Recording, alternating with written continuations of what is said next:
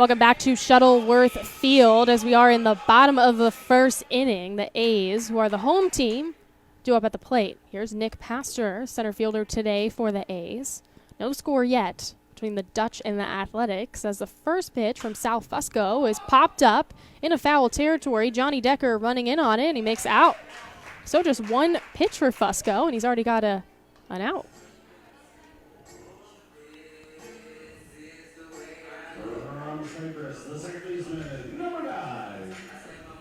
For the A's, here's the lineup. Nick Pastor will lead things off. Just saw him. Brendan Harris batting second. Nate Novak in the 3 spot. Anthony Ramo in the 4 spot. In that 5 spot is Dan Barbero. Batting 6 is Nick Hansen. Craig Mastrioni will bat 7th. Tim Carroll batting 8th. Steve DeLuca in the 9 spot. And rounding things out is Connor Pinjator as the first pitch to Brendan Harris called strike. Harris, player of the week, as he takes an 0-1 count. Went 7 for 12 last week, had 3 home runs, 6 RBIs, 5 runs scored, just 6 games. Harris chops one third base side. It's going to be the shortstop in Krasinski that picks it up, throws to first, and that's good for out number 2. So what a quick day so far for Fusco. Just on, 3 pitches and 2 outs? That's what you want, efficiency. I mean, it helps. Obviously, this is a doubleheader, so if you can save some of your guys for the second game that maybe you're planning on throwing in this first game, it obviously helps, but we are early into this contest. Again, just the bottom of the first inning, 2 away from Nate Novak. First pitch to him, that one chopped foul, just goes right back into the catcher in Dio.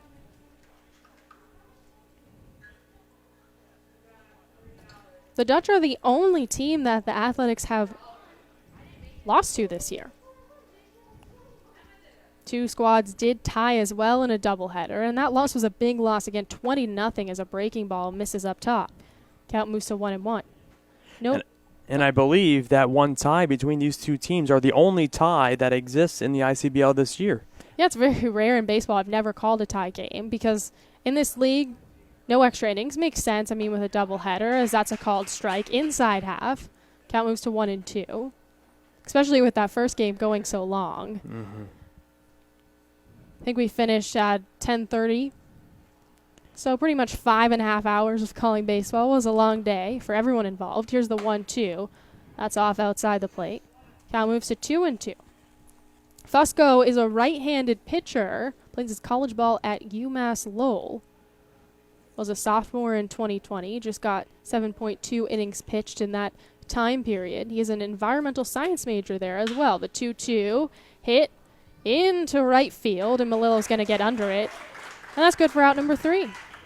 So 3 up, 3 down here for Fusco. Very quick bottom of the first inning as we head to the top of the second. Still no score between the Dutch and the Athletics. Stay with us. You're listening to Albany Athletics Baseball. Welcome back. Top of the second inning. Still no score between the A's and the Dutch. As Salamita still on the mound. He'll head out there for his second inning of work. Fanned 3 batters in his first, but this might be the toughest one he faces. Going head-to-head with Adam Zabrowski, who had 2 home runs in that 20-0 game against the A's. First pitch, breaking ball, called strike, counts 0-1. Zabrowski 6'3" out there. Definitely a very strong guy. Team had 3 home runs total in that absolute blowout as the next offering just below the knees. Count moves to 1-1. He is going to be the extra hitter. Remember, there's a DH and an extra hitter. 1 ball, 1 strike. Salamita lefty working quickly as Zabrowski hits one into right field. Shallow right field. Running in on it is Pinjator. He maybe didn't square that up correctly at the beginning and was able to still make the out. Just had to sprint a little bit. Yeah, Joey Kozlowski was a player of the week for week 2, and I was a little surprised because definitely the bat in that lineup by Zabrowski added something to the Dutch lineup all last week. 2 home runs in that 20-0 game. And first pitch from Salamita to Luke Gold is a called ball below the knees. Another capable hitter is Luke Gold. You said you kind of thought he was going to be player of the week in week 1. That was who I thought. Obviously, both of these players were deserving of it. There were so many. I mean, you could have gone a couple different ways. Nick Melillo, who hit very well, and to my understanding of the award, it's not exactly, it's a player of the week, but based on one game performance. So Dabrowski was one of them. This one ripped, but foul left field side. Good piece of that. Gold, if that had just tailed a little bit to the right, would have been a home run, no doubter. That was a good piece. Jeez, but obviously foul. 2 balls, 1 strike. You mentioned Melillo. He hit a grand slam in game 1. I mean, everybody pretty much had a good offensive showing in that 20-0 game for the Dutch, but a couple of standouts. The 2-1. This one ripped again, and it just barely foul left field side. He's getting a good piece of Salamita's offerings for sure. 2 balls, 2 strikes, though. Gold better be careful. We don't want to be calling this foul pole the gold foul pole, like the pesky pole. Yeah. For a second, I was like, which foul pole is it? But it's obviously the second one from left.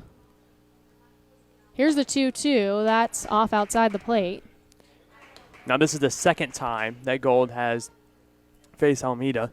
Again, the last 2 hitters that he's faced, he did not face in game 2. Here's the payoff pitch. This one popped up in a shallow center field. Carroll's moving back. He calls it, and he makes the catch. Oh, the shortstop gets the out. 2 up, 2 down for Salamita. That one was a little bit close there with Gold. Definitely a lot more contact against Salamita so far than we saw in that game 2 of the doubleheader on Wednesday. I mean, that was a competitive at-bat between those two. A lot different from what we saw back on Wednesday night, where the at-bat between Gold and Salamita was not competitive at all. That one looking like a quality at-bat they usually get with Gold. This one roped into left field and scoots behind the left fielder, Ramos. So that's going to be a base hit and then an error. Moves Jake Manderson to second. Didn't even get a chance to say his name before he knocked that hit. Again, an E7 moves him to second, but he still earned that base hit. As we've seen 2 hits already in this game, so again, a little bit better this time around against Salamita. And now a runner in scoring position here to take the lead for the Dutch. Here comes Nick Melillo. Mentions his name just a little bit earlier. Again, he had that grand slam in game 1. That was way back on Wednesday. Salamita takes a look over at the runner at second. 2 away, first pitch to Melillo. That one roped, first base side. Here comes Manderson heading home. DeLuca with the throw, not in time. That one way missed the plate, and Manderson's going to score the first run of this contest. RBI for Nick Melillo as he gets that single as well.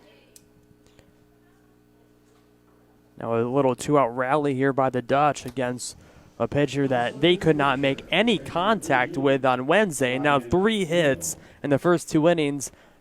Now knowing that Salamita isn't available to pitch in that second game, or really after this appearance today, it could be a completely different 2 games than what we saw on Wednesday between these 2 teams. First pitch to Ryan Dio is a breaking ball that gets him to whiff. Counts 0-1. The thing about Salamita is he's usually the closer for this team. So he is used to coming in at the end of games and making saves for the A's. Now he's the starter today, and off to not exactly a rocky start, but he has given up a run as the next offering. Call ball. 1 ball, 1 strike. To again Ryan Dio. He's the catcher today. Runner at first in Melillo. We are just in the top of the second inning as the 1-1 off outside the plate. Counts 2-1 as it is getting a little bit hotter here in the booth as we kind of just sit, but there is enough of a breeze that it's not that bad. I can imagine it's very steamy out there, the sun beating down. I'm sure they're going to be happy when the sun goes down for game 2. Salamita glances at Melillo, who takes off. The throw from Mastrioni. Oh, they'll say he's out. Mastrioni to Brendan Harris results in Melillo going out, caught stealing, and that will end the frame, but not before the Dutch get on the board first. It's 1-0 as we head to the bottom of the second inning. Stay with us. You're listening to Albany Athletics Baseball.